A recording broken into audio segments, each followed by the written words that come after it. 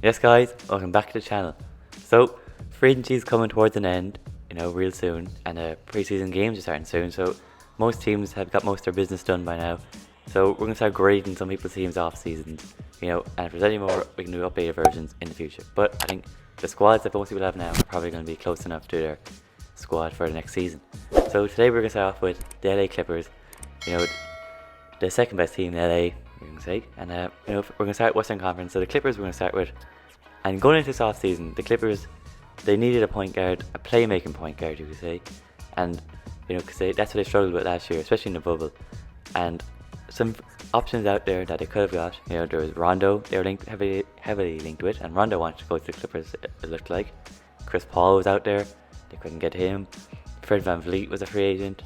They needed a lot more money to get him. And Goran Dragic was a free agent. Now Rondo ended up going to the Hawks on a 2-year, $15 million deal, so he was off the table. CP3 got traded to the Suns, so no return for him. VanVleet ended up signing an $85 million contract with the Raptors, so fair play to him. And Dragic ended up staying with the Heat. So the Clippers, they ended up with none of them targets, no point guard at the moment, and those players are now off the market. And Rondo and Paul were both willing to rejoin, well, for Paul's case, rejoin the Clippers, and Rondo was willing just to join the Clippers, so but they couldn't get either of them over the line. So the Clippers, in that department, I don't know how it, ABCs and all that work. A plus, B, C, B minus. I don't know. We're gonna do it right now at 10.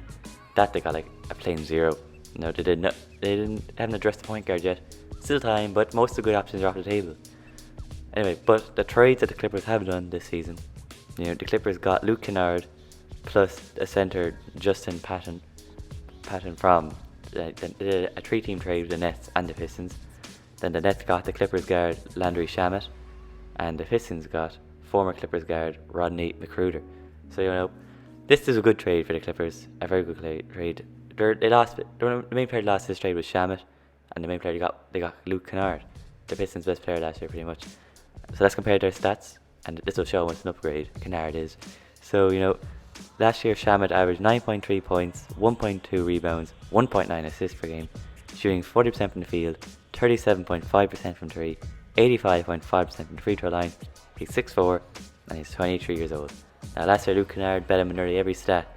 Luke Kennard averaged 15.8 points, 3.5 rebounds, 4.1 assists, shooting 44.2% from the field, 39.9% from 3, 89.3% from the free throw line. He's 6'5", and he's 24 years old. Now, Kennard did have a bigger role with the Pistons last year. Shamet was the bench player that came on, but still, this is a good upgrade for the Clippers.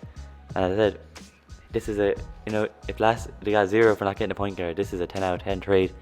I can't hate on this trade at all. A big an upgrade on Shamet. So interesting to see how Luke Kennard can do with the Clippers. Now, other free agency then, the main player they brought in, Serge Ibaka. Now, he's one of the best bigs in the league, and probably one of the best bigs out there in free agency. He signed a 2-year deal with the Clippers worth $19 million, so they spent their full mid-level exception on Serge. And last year, Serge averaged 15.4 points, 8.2 rebounds, and the main stat is he shot 38.8% from 3. And he's only 31 years old and 7 foot, so he's going to bring everything the Clippers need. We'll get on to Montrezl Harrell in just a second, but he is an upgrade on Montrezl Harrell in my opinion. For the Clippers anyway, because Montrezl Harrell wasn't really getting on in the locker room with some of the players. But Serge Ibaka, he knows Kawhi Leonard. I won a championship with him. He can stretch the floor. He can 7 foot as well. He was called Serge Ibaka, a blocker, but his defense has gone down a bit. But still, 7 foot. He can protect the rim, grab a few rebounds for the team. 8.2 at the average last year. He can get some points. 15.4 points per game he averaged last year. So this is a great pickup for the Clippers. An upgrade, I think, in Montrezl Harrell. And I give this a 10 out of 10 as well, A+, whatever you want to say. Unbelievable trade from him. Free agent signing actually. But then now we're going to get on to Montrezl Harrell. So getting Serge Ibaka meant that they've lost Montrezl Harrell, and they lost him to the Lakers. But come from Montrezl Harrell, it looked like the Clippers didn't want him back. They allowed him to go to the Lakers, and this move could, on paper it looks like, for Clippers fans especially, it looks like an upgrade, Serge and Montrezl. But this could come back to backfire on the Clippers. Depends how Montrezl fits in the Lakers. He could fit into their system a bit better, and he could be a big player for the Lakers next year, I think. But from a non-biased point of view, this is a great move for the Clippers. Now losing Montrezl You know, if you have to lose him, price for Serge Ibaka, you can accept losing Montrez. So, but Montrez, he was a good player with the Clippers last year, but it sounded like there were some locker room problems with Paul George and Kawhi Leonard and the boys, so they were happy to let him go. Now, they also lost Jermichael Green, you know, and they tried to replace him with Markieff Morris, but he decided to re-sign the Lakers, so they haven't addressed that position yet. But they did re-sign Marcus Morris on a 4-year, $64 million deal. Now, that's a lot of money, and Morris is like 31 now, so you're going to hope he delivers. He's a good player, Marcus Morris, a scorer, fighter. You know, always got to have a player like Marcus Morris on your team. So, you know, not going to hate on it. Good deal. Maybe a bit too much money, but I have to pay him. Now, still a free agent, Reggie Jackson. Now, I think the Lakers should go for him because the Lakers also need a point guard. Reggie Jackson, the Clippers still haven't re-signed him yet. I think they should because they haven't got that point guard. They need a point guard even with Reggie Jackson. Reggie Jackson's like a bench option.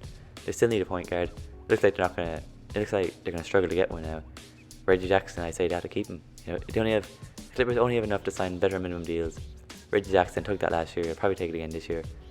If I'm the Clippers, you need to get this deal done. You know, we need to get some more point guys in. So anyway, overall, the business that the Clippers have done, it was good. You know, that the business they've done, not that the business they haven't done. What they've done was very good. You know, they got Luke Kennard, Serge Ibaka, kept hold of Marcus Morris. So the business that they did was good, but they didn't address the point guard problem, and that was their biggest problem in the free agency. You know, if they ended up with a point, if they ended up keeping Montrezl Harrell, you know, it would have been fine, and no Clippers fan would have complained.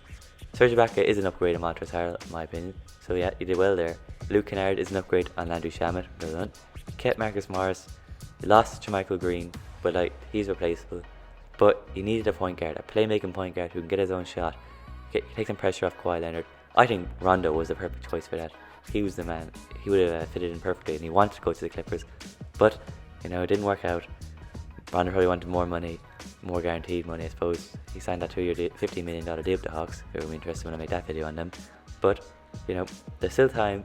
The Clippers, one name for the Clipper fans. Rumors are that they're willing to trade Lou Williams. Now that's interesting, you know, to see. Doesn't mean that they definitely are, and I think they should, if they can, they should keep him. But he's the biggest asset, supposed to have that win the trade, and they do need a point guard. It's gonna be interesting to see what they do with Lou Williams, what kind of trades are out there for them, if he ends up going or not. Maybe I'm staying. But anyway, as I said, all the Clippers have left is veteran minimum deals. They can't offer any more. Spend full mid-level exception and biannual exception. You know, so they got no money left other than veteran minimum contracts. So overall, I'm giving the Clippers, if they start off free agency with a 5 out of 10 bang average, Serge Ibaka, that knocks up to a 6, and that's where this is a 6 out of 10 off season for the Clippers. You know, I'm not going to be this biased Laker fan. 6 out of 10 is the best I can give them, because you know, Serge Ibaka is an upgrade, Luke Kennard is an upgrade, but you didn't get that playmaker point guard that you needed, and he was the most important position you needed. You know, so it can only be a 6 out of 10 max. I don't know what that is in number, in you know, A minus, whatever. It's not definitely not A minus, probably around the C plus mark. But 6 out of 10 for me this off season. Still have time to try and do something incredible, get this point guard in. But as of now, 6 out of 10. Anyway, guys, that's the video. Make sure to like the video. You know, it helps out the YouTube algorithm, I think.